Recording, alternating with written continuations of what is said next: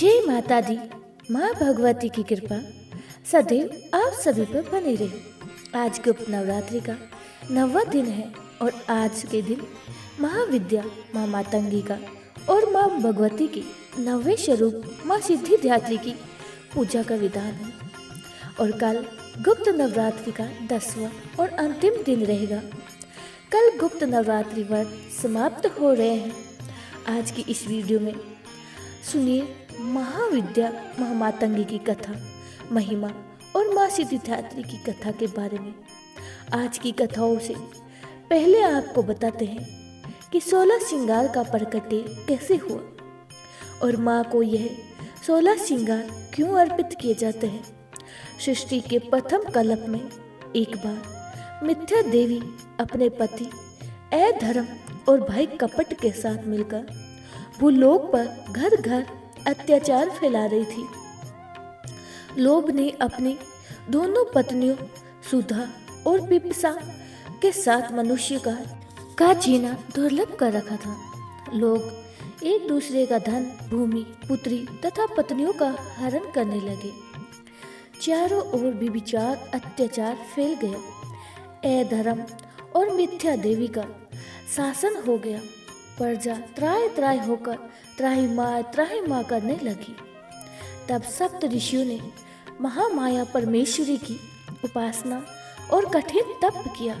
आदि शक्ति माता तब ऋषियों को उनकी तपस्या का फल प्रदान करने के लिए प्रकट हुई। भूतल पर धर्म की स्थापना करने के लिए और अधर्म का नाश करने के लिए माता रानी ने अंश स्वरूप में अपने शरीर से अग्निदेव और उनकी पत्नी स्वाहा देवी को, यज्ञ देव तथा उनकी पत्नी दीक्षा देवी और दक्षिणा देवी को पितृदेव और पत्नी स्वधा देवी को पुण्य देव और उनकी पत्नी प्रतिष्ठा देवी को सुशील देव और उनकी पत्नियों शांति देवी और लज्जा देवी को ज्ञान देव और उनकी पत्नियों बुद्धि देवी, मेधा देवी, धति देवी को अपने शरीर से उत्पन्न किया और अधर्म तथा मिथ्या देवी की सत्ता को समाप्त करने का आदेश दिया।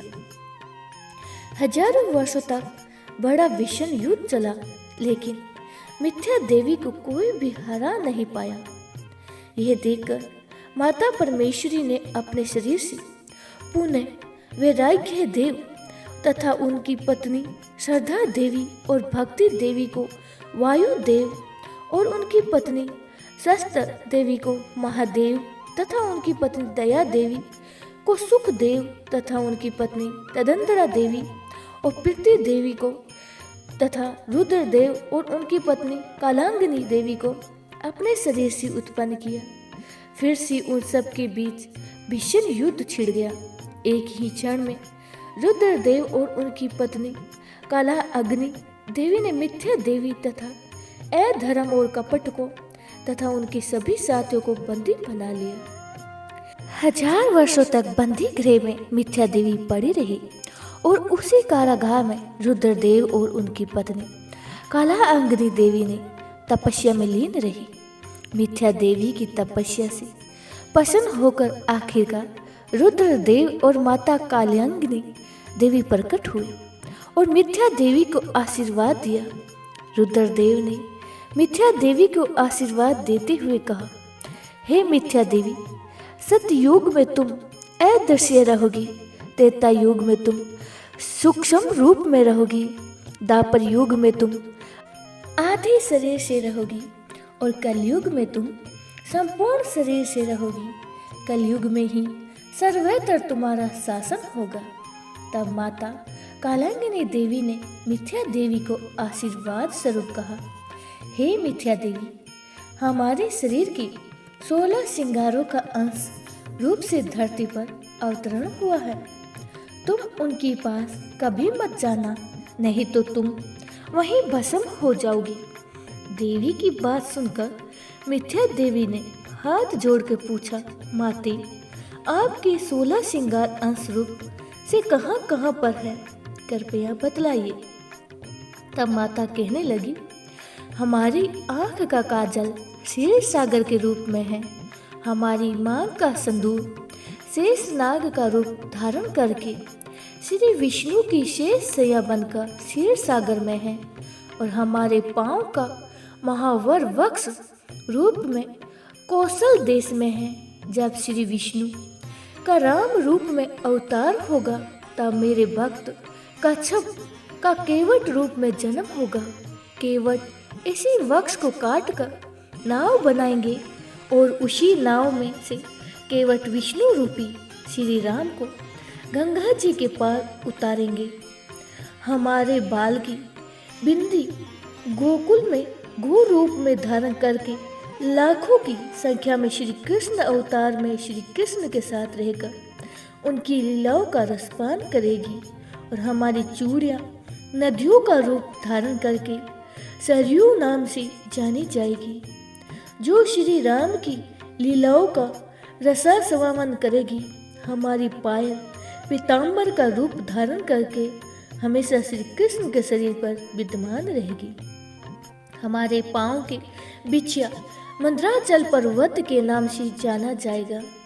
अगले कल्प में सागर मंथन की लीला होगी जिसमें मंद्राचल पर्वत मथानी बनेंगे। हमारी नासिका की नथुनी ब्रह्मा जी का कमंडल है और हमारे कान के कर्ण फूल कुंडल का रूप धारण करके रुद्रदेव के कर्ण में विराजमान है और हमारे कमर की करधनी बलराम के हल का फल बनकर असुरों का विनाश करेगी। इसीलिए हे मिथ्या देवी, तुम उनके पास भूल कर भी मत जाना, नहीं तो तुम एक ही क्षण में ही वहीं जलकर भस्म हो जाओगी। कलयुग में जो भक्त हमें 16 श्रृंगार अर्पण करके हमारी उपासना करेंगे उनके पास भी तुम कभी मत जाना और कलयुग में इस प्रकार चारों ओर से केवल तुम्हारा ही शासन होगा। मिथ्या देवी को ऐसा वरदान देकर माता और रुद्रदेव वहीं अंतर्ध्यान हो गए। अब सुनिए महाविद्या मातंगी देवी की कथा। गुप्त नवरात्रि की 9वें दिन महाविद्या मातंगी की कथा पूजा का विधान है और माँ मातंगी 10 महाविद्याओं में 9वीं विद्या है। मान्यताओं के अनुसार जो भी मनुष्य गुप्त नवरात्रि के 9 दिनों तक महाविद्या मातंगी की पूजा आराधना करता है उसे सभी प्रकार की सिद्धियों की प्राप्ति हो जाती है।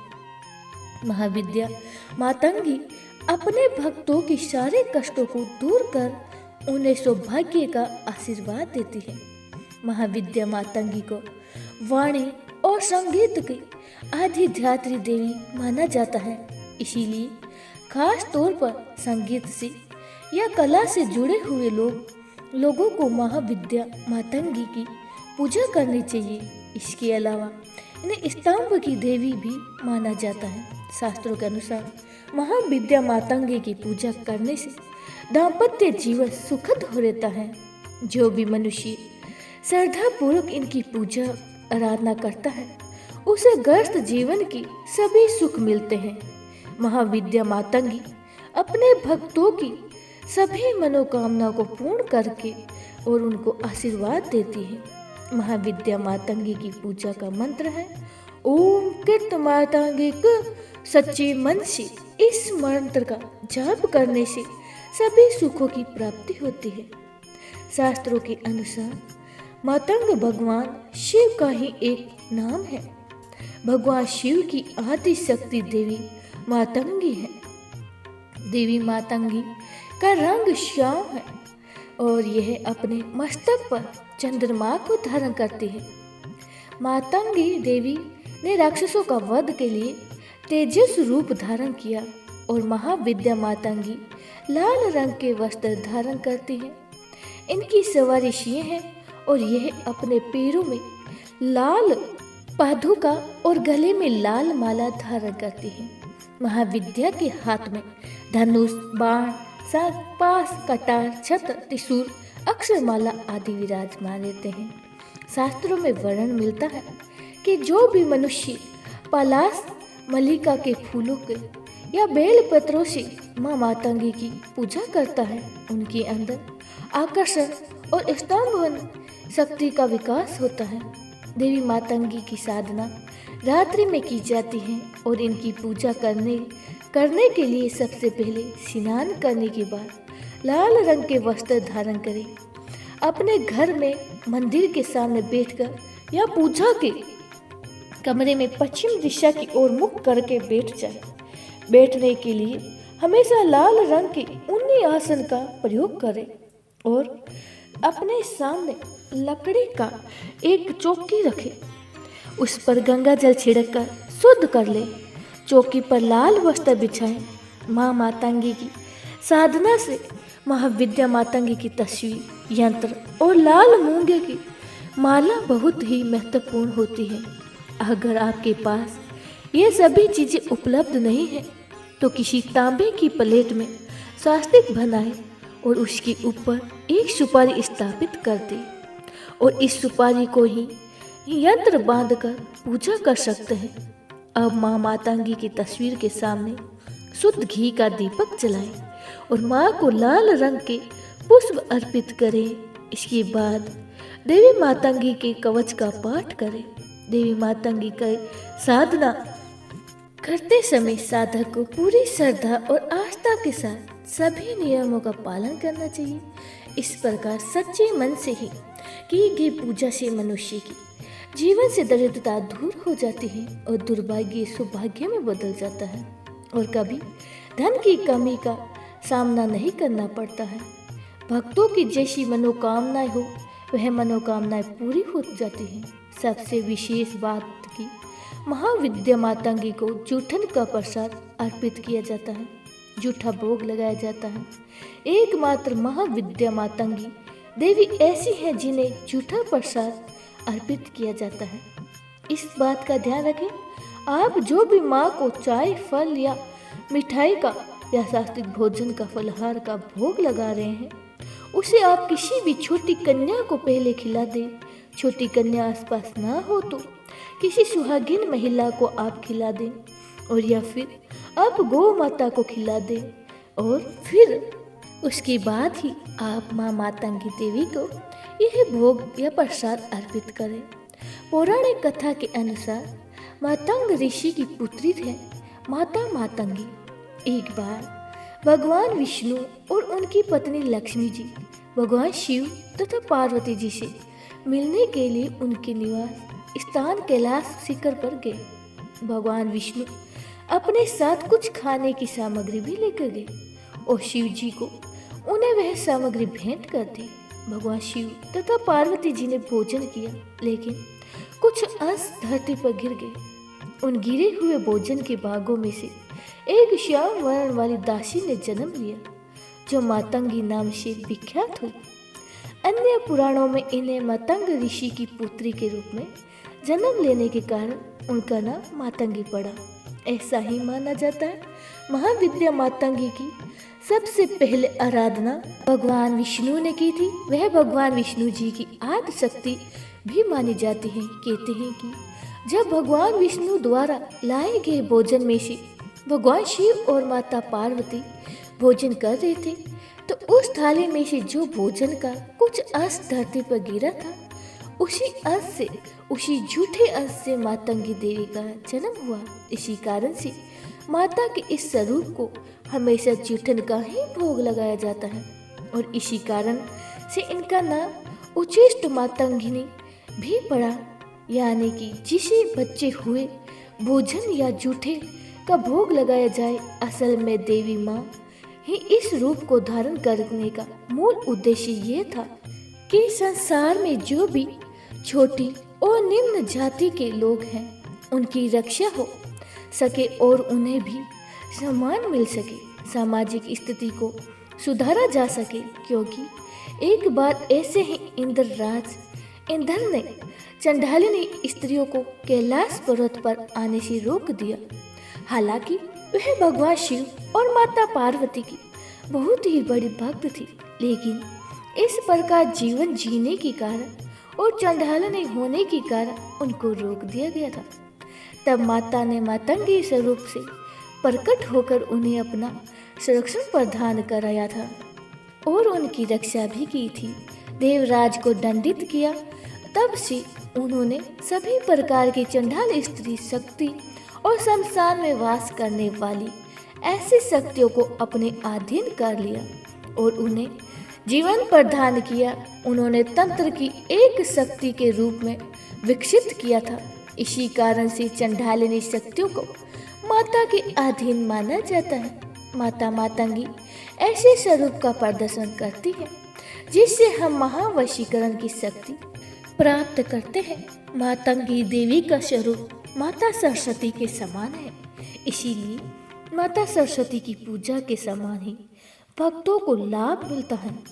उस मनुष्य की बुद्धि और विद्या का विकास हो जाता है, उसकी वाणी बहुत ही मधुर हो जाती है। मातंगी देवी के आशीर्वाद से मनुष्य को कला, संगीत, नृत्य, गायन और ऐसी जितनी भी कलाएं हैं उनमें भी पारंगतता हासिल हो जाती है। ऐसी है हमारी महाविद्या मातंगी देवी। बोले मातंगी देवी माता की जय हो।